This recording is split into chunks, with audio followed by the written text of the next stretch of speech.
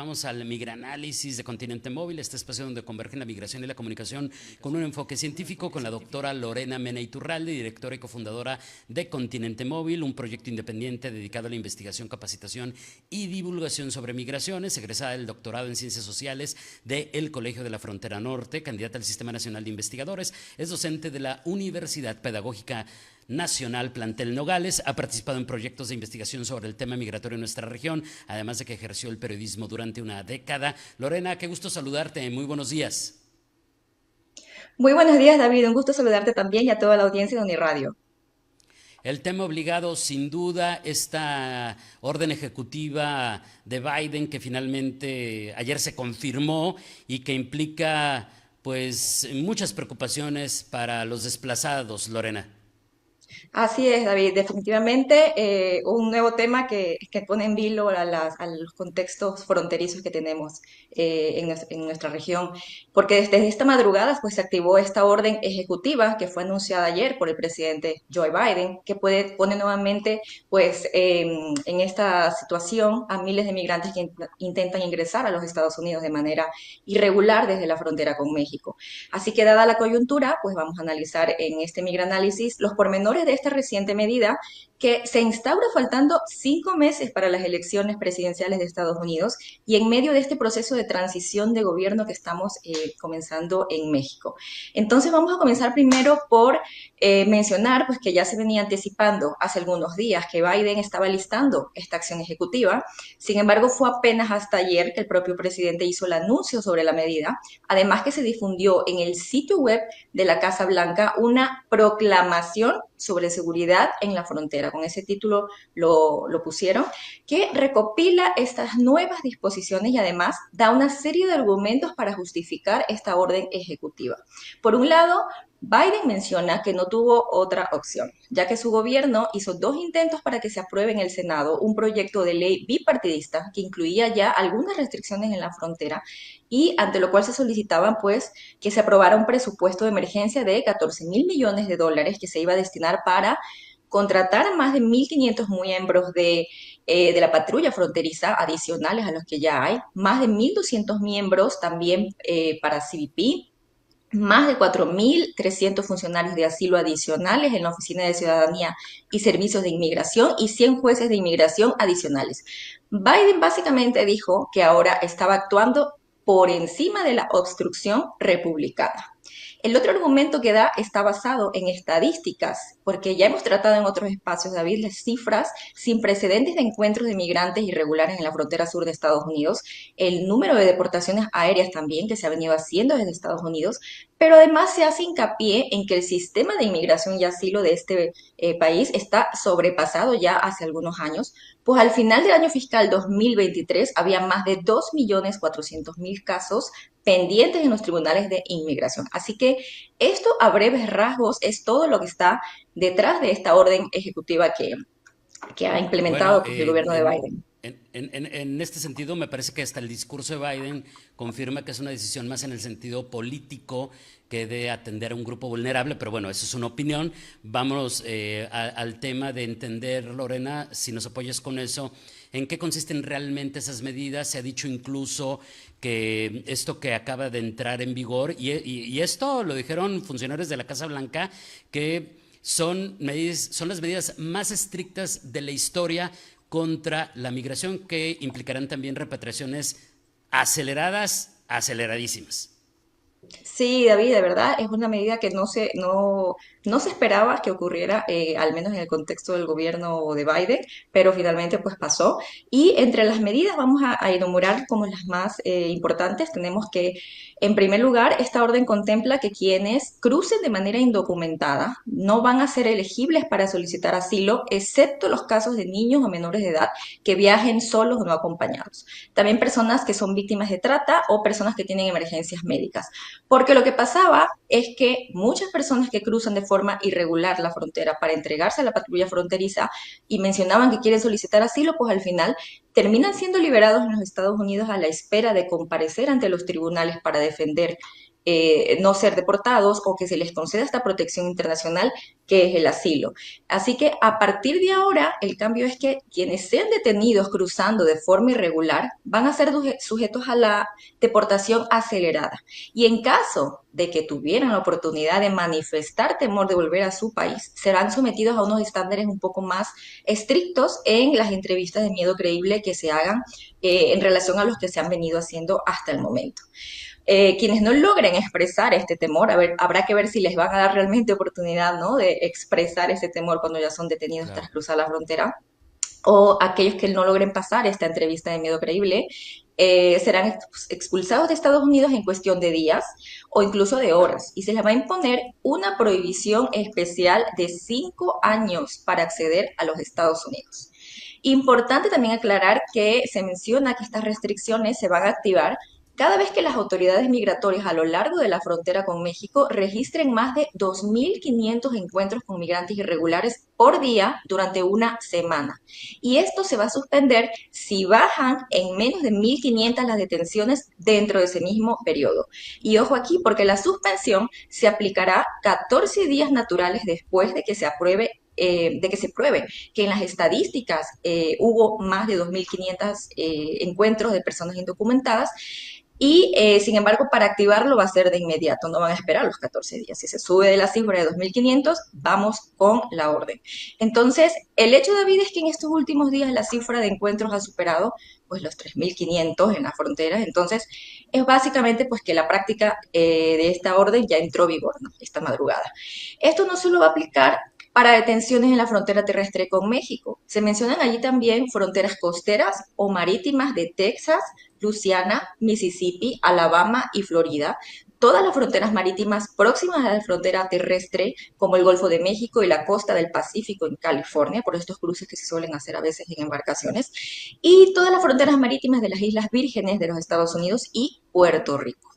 Aclarar también que los procesos de cita para entrar a los Estados Unidos mediante la aplicación de CBP One se va a mantener.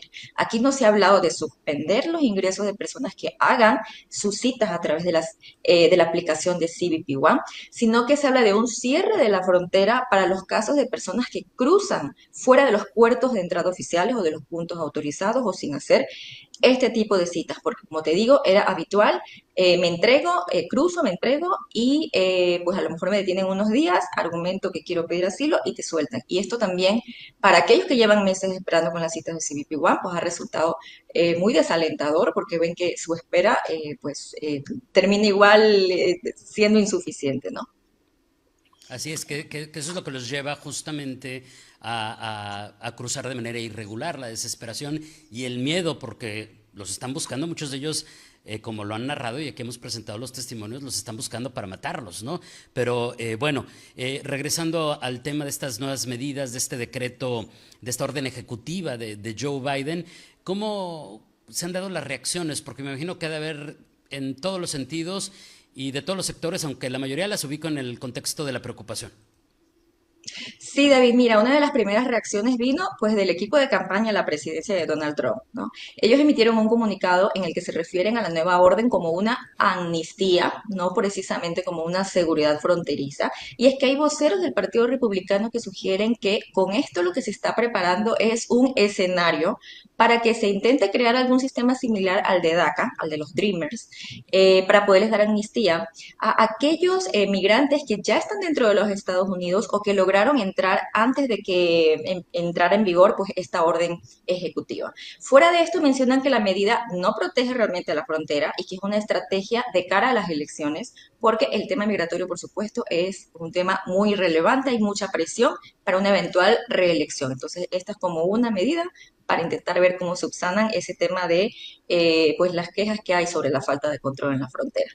Otras críticas surgen desde el propio Partido Demócrata. Un congresista, por ejemplo, de ese partido expresó que esta medida pisotea el derecho universal a solicitar asilo e impide que los migrantes intenten acceder legalmente a esta protección internacional en los Estados Unidos, lo cual es contrario a los valores que justamente promueve el Partido Demócrata, ¿no? Esto lo dijo un congresista por Arizona Y también, pues, obviamente, los activistas defensores de derechos humanos, como la Unión Americana de Libertades Civiles, ACLU, por sus siglas en inglés, ya también ha dicho que planea desafiar esta orden ejecutiva en los tribunales, como ya lo han hecho en otras normas en la era Trump y de ciertos estados.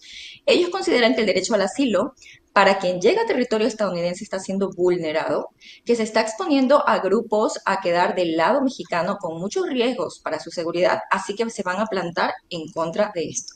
También organizaciones como Médicos Sin Fronteras temen que esta medida, que se puede considerar un cierre temporal, digamos, de la frontera hacia eventuales solicitantes de asilo, va a tener impactos devastadores en la salud física y emocional, mental de las personas que buscan seguridad. Ellos han venido documentando lo que está ocurriendo en distintas ciudades de México, donde hay muchos migrantes pues, atrapados, y ellos aseguran pues, que dadas las condiciones inhumanas en que muchos están esperando en la frontera México-Estados Unidos por ingresar a ese país o que se quedan atrapados, pues va a empeorar. Así que tienen mucha preocupación, al igual que otras organizaciones como Human Rights Watch y ACNUR.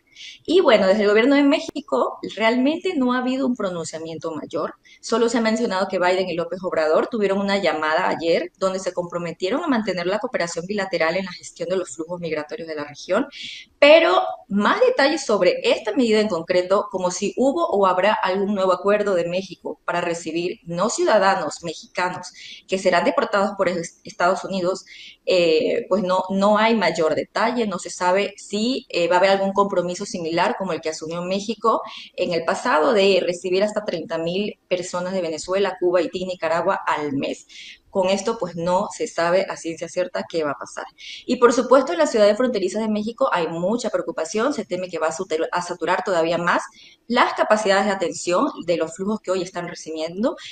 Además que las organizaciones civiles y humanitarias pues temen que esta situación de atrapamiento de personas migrantes en territorio mexicano va a empeorar sus niveles de seguridad y de inseguridad.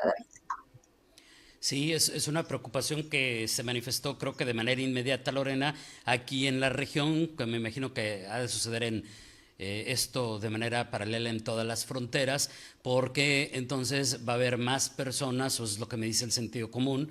Yo no soy experto, pero el sentido común me dice, pues va a haber más personas varadas en la indefensión, que van a estar de manera indefinida en un lugar en el que solamente estarán de tránsito o del que quieren salir por la seguridad de ellos y de sus familias, entre otras razones, por supuesto, pero entonces estos efectos los veríamos, digamos, de manera, estas implicaciones las veríamos a lo mejor de manera más consistente, por utilizar algún término, Lorena, hasta dentro de 3 semanas, por la explicación que nos dabas, que las mediciones tendrán sus efectos no de manera inmediata. Sí, de hecho se pueden ver muy a corto plazo. Entendamos también que muchas personas están en tránsito pues hacia México o hacia la frontera norte de México, y pues esta medida los agarra en la mitad, ¿no? De su proceso y de su trayecto. Entonces es muy probable que vamos a empezar a ver esta saturación de personas pues en el corto plazo, ¿no? Y difícilmente pues que las detenciones a lo mejor se reduzcan a los niveles que quiere Estados Unidos para pensar en una eventual apertura, ¿no? A estos flujos. Habrá que ver. Esto más bien hay que pensarlo en función de también que es una sumatoria hacia otras medidas que también ha venido adoptando Estados Unidos en la región, intentando contener las migraciones, la verdad, sin mayor éxito, como demuestran las cifras récord de migrantes que tenemos llegando cada día a las fronteras sur y norte de México. Pero, pues básicamente en este largo comunicado que ha dado la Casa Blanca se detallan varias acciones que han tomado de manera paralela para combatir el tráfico de personas, que es de los aspectos más preocupantes sobre ello. Por ejemplo, han mencionado que el Departamento de Estado impuso restricciones de visa a ejecutivos de varias empresas colombianas de transporte que estaban lucrando con el tráfico de migrantes. También que impuso restricciones de visa a más de 250 miembros del gobierno de Nicaragua, incluyendo a sus familiares, y revocó visas de ejecutivos de aerolíneas charter procedentes de Nicaragua, que al parecer estaban promoviendo estos vuelos de tránsito hacia pues México y Estados Unidos. Y también un aumento sin precedentes de vuelos de deportación. Sin embargo, algo claro es que los factores que están llevando a las personas a salir de sus países se mantienen todavía, eso no ha cambiado. Entonces, lo que puede provocar es que ya no va a haber muchas personas que van a decir, bueno, me cruzo de forma irregular, me entrego, digo que tengo temor de regresar, a lo mejor me ayudan a procesar el asilo, sino que al ver que esto va a estar restringido, pues mejor optarán por decir me cruzo esperando que no me agarre y pues para esto Ujú. necesitas los servicios de quienes ofrecen esta condición, ¿no? Los traficantes. Así que la actividad de ellos posiblemente no solo va a crecer en demanda, sino que también se va a encarecer. Así que tenerlo en cuenta porque a mayor restricción, pues mayores maneras de ver cómo sortearlas, ¿no? Sí, uno de los principales peligros, el de caer con traficantes, la trata y demás. Hay una cosita, ya se nos acaba el tiempo, pero no me quiero quedar con esta duda. El discurso, si bien utiliza la palabra deportación acelerada, me da la impresión, Lorena, y esto está más en el ámbito de la opinión, por lo menos de mi parte, me da la impresión de que regresamos a este concepto, a lo mejor mal empleado, de tercer país seguro. Es decir, como que están dando a entender, Lorena, o no sé si yo lo estoy malinterpretando, que las personas de otros países las van a retornar a México a esperar en este mecanismo. No me queda muy clara, no me queda muy clara esa parte. Hay mucha, de hecho, en las reacciones que hubo el día de ayer ante este anuncio, hay personas que califican esto como un nuevo título 42, ¿no?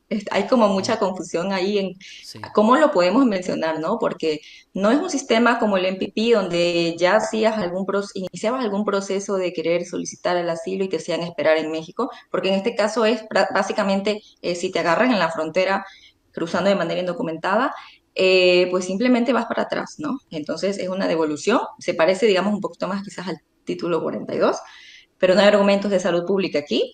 Entonces, es básicamente eso, el impedir que personas que pisen suelo estadounidense tengan el derecho de pedir asilo si lo hacen de manera indocumentada, ¿no? Entonces, se asemejaría un poco más al título 42 y por supuesto no hay claridad, como digo, en qué va a pasar con México, cuál es el papel de México en esto.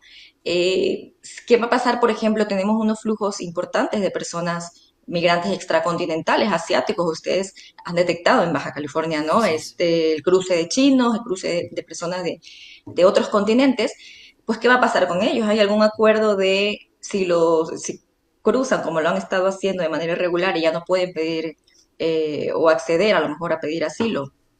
¿Qué va a pasar con ellos? ¿Los van a devolver a México? ¿Hay algún compromiso, acuerdo de México para recibir a estas poblaciones que no son mexicanas? Como ya ha ocurrido con otras nacionalidades, realmente hay como muchas tela que cortar ahí, muchos aspectos que no están claros. Habrá que ver el pronunciamiento de México al respecto, más allá de lo poco que se ha dicho, pero pues estar a la espera, ¿no? De los efectos que va a tener la medida. Y estaremos muy pendientes. Lorena, muchas gracias. ¿Algo que agregar antes de despedirnos? No, básicamente esto, volver a recalcar, porque he leído como muchos comentarios de personas que temen que lo de CBP One pues se suspende con esto. No, realmente se ha aclarado, las citas de CBP One se mantienen en el proceso de solicitar citas. Obviamente se sabe, es bastante difícil. Hoy en día mucha gente se queja de que no pueden conseguir citas, tienen meses esperando, ven que gente se cruza y no son siempre deportados por título 8. Entonces, bueno, esta medida, digamos, implicaría que las personas tienen que tener más paciencia, seguir teniendo paciencia con sus esperas de citas. Habrá que ver cómo opera. Si hay una reducción o aumento en el número de citas, habría que ver, ¿no? Pero bueno, recalcar esto, ¿no? No se suspende el tema de CBP One. Perfecto. Lorena, como siempre, muchísimas gracias. Excelente miércoles y nos escuchamos pronto. Buen día. Buen día, David. Nos escuchamos también. Bonito miércoles. Es la doctora Lorena Mena Iturralde.